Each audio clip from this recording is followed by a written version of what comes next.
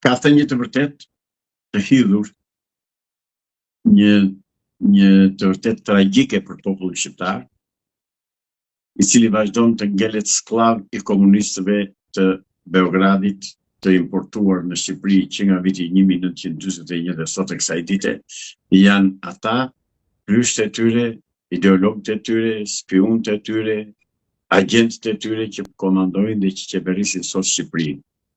Që në fakt Shqipëri tani si kam mbetur më asnjë gjë shqiptare. Pse them si kam mbetur gjë shqiptare? Rinia ka ikur.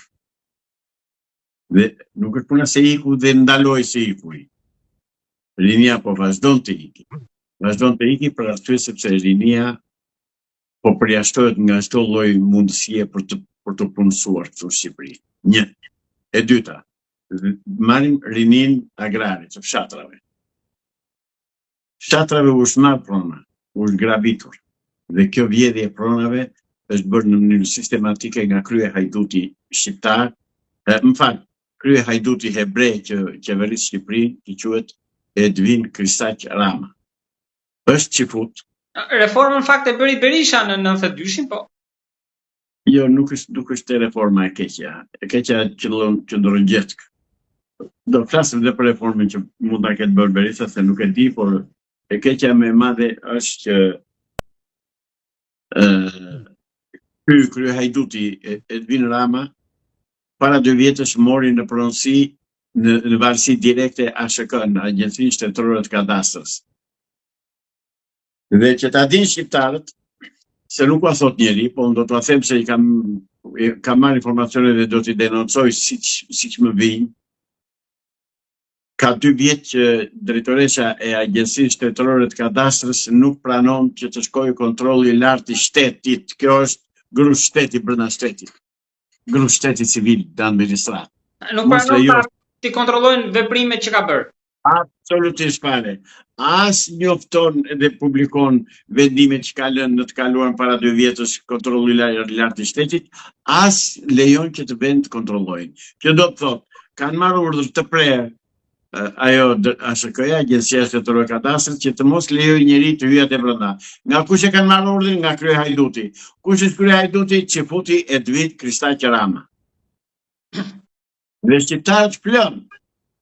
Shqiptarët nuk e dinë që janë marrë pronat. Ato ta quajtura prona shtetërore që thotë ky hajdut i pa cip, i pa skrupull, ky bastard biologjik, ky nuk lejon dhe nuk jep asnjë dëftesë ashtu certifikat pronësie qytetarëve shqiptarë. Po u merr të tëra prona ato shqiptarë, hapni syt, shkoni, protestoni, protesta do të vi përpara ASHK-s qendrore, administratës shtetërore të kadastrës.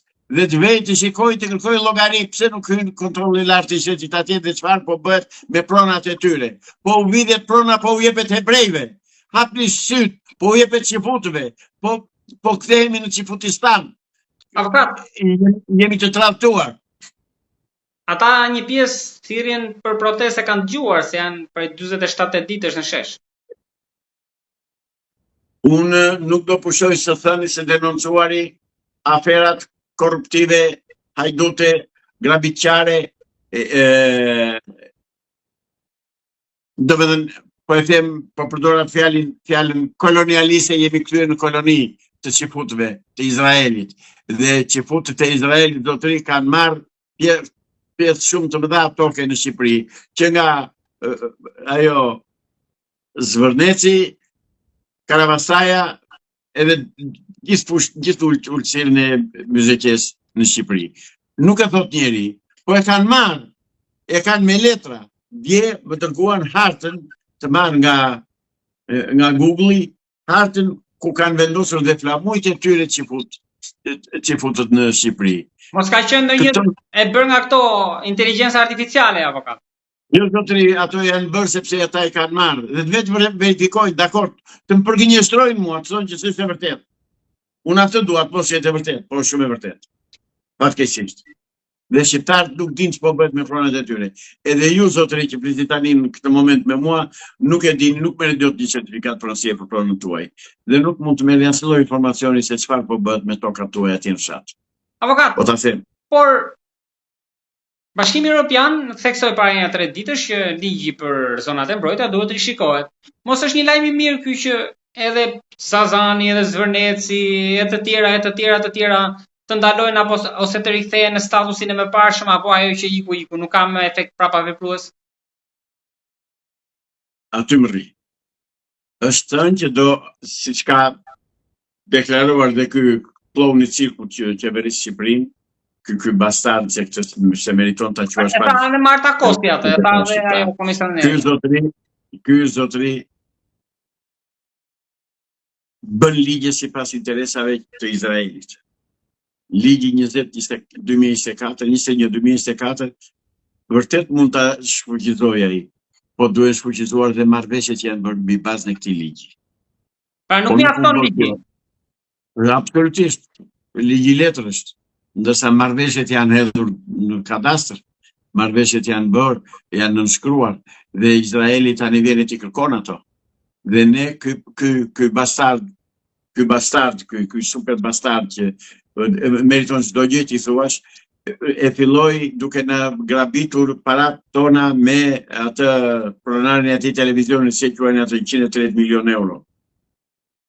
I pagoi populli shqiptar për tekat e këtij palaçoje. Vazhdon akoma të vjedhë zakoqet në pushtet ky vazhdon e vjedh. Prandaj, unë i bëj thirrje protestës. Protesta duhet të ngrihet tani të kalojnë në veprime konkrete.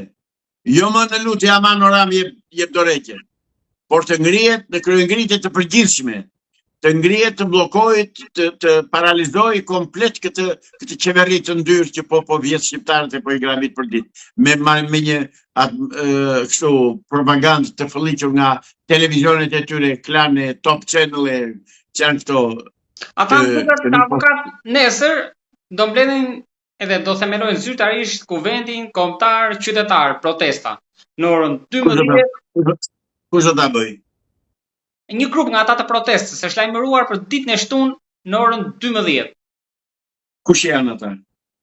Po do të jetë grupi që u dërgoi letër dhe ambasadave, pak a shumë ata që janë çdo natë aty.